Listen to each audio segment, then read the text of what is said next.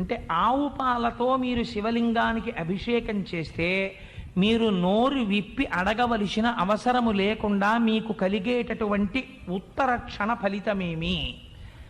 సర్వసౌఖ్యములు అంది రుద్రకామ్యార్చనం.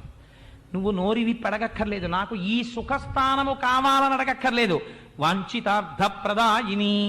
నిన్ను అడగమంటే నువ్వేమంటావంటే, స్వామి నాకు అరగంట టైమీ మా ఆవిడ్ని అడిగి రావాలంటావు.